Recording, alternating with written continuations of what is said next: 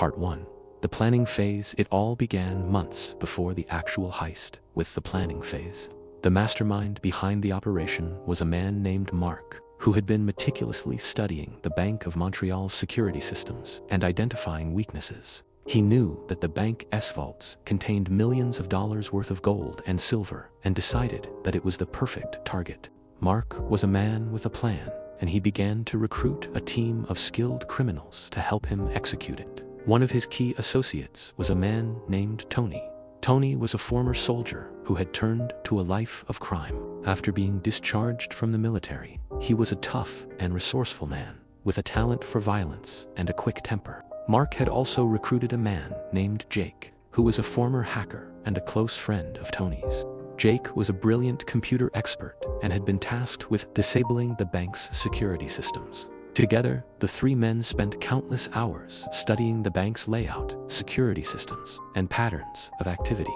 They even went as far as casing the bank, posing as customers to observe the security protocols and identify vulnerabilities. Mark was a brilliant strategist, with a mind for details and a gift for anticipating every contingency. He had planned everything down to the last detail, and his team was ready to execute the heist.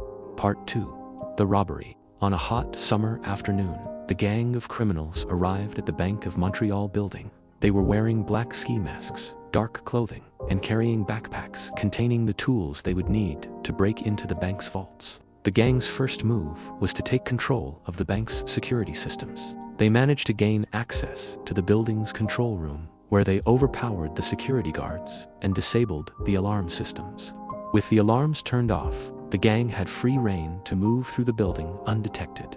The criminals then began to break into the vaults, using sophisticated equipment to drill through the thick walls. It was slow and painstaking work, but the gang was patient and determined.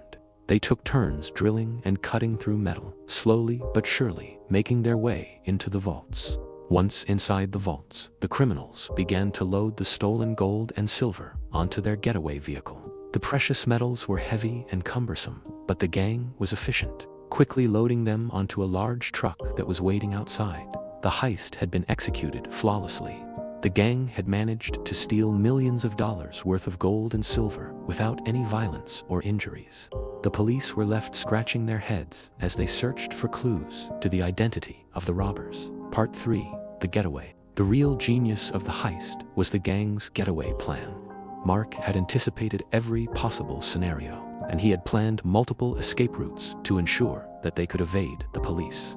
As soon as the gang had loaded the stolen gold and silver onto the truck, they drove off into the night, heading towards the first of their pre-planned safe houses.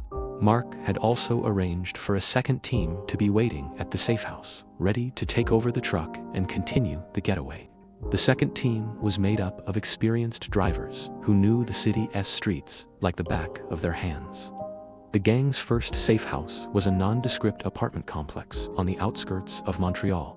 The gang quickly unloaded the stolen gold and silver and handed it over to the second team.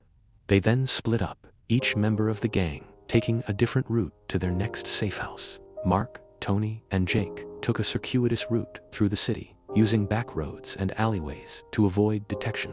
They knew that the police would be looking for a large truck loaded with stolen gold and silver, so they had decided to split up and travel in smaller groups to avoid suspicion.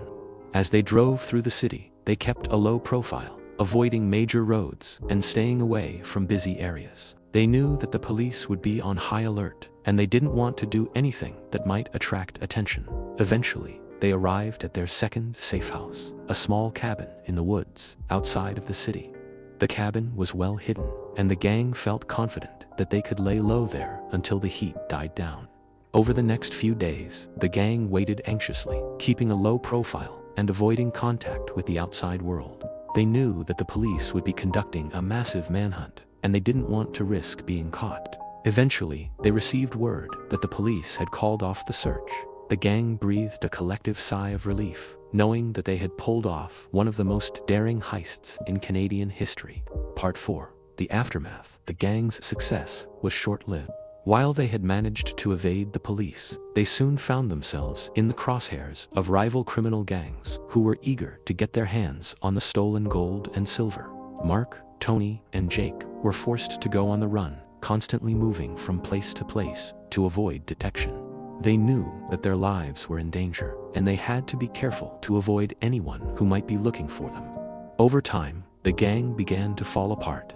Tony became increasingly paranoid and violent, lashing out at anyone who he thought might be a threat. Jake, meanwhile, grew tired of life on the run and began to think about turning himself in to the police.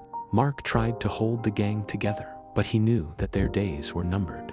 Eventually, he made the decision to split up, telling Tony and Jake to go their separate ways and lay low until things cooled down. In the end, Mark was the only member of the gang who managed to evade capture. He disappeared into the criminal underworld, using his share of the stolen gold and silver to finance a life of luxury and secrecy. The Bank of Montreal heist became one of the most famous crimes in Canadian history, and the story of the daring robbery was told and retold for years to come. But for Mark, Tony, and Jake, it was a reminder of the dangers of life on the wrong side of the law, and the high price of greed and ambition.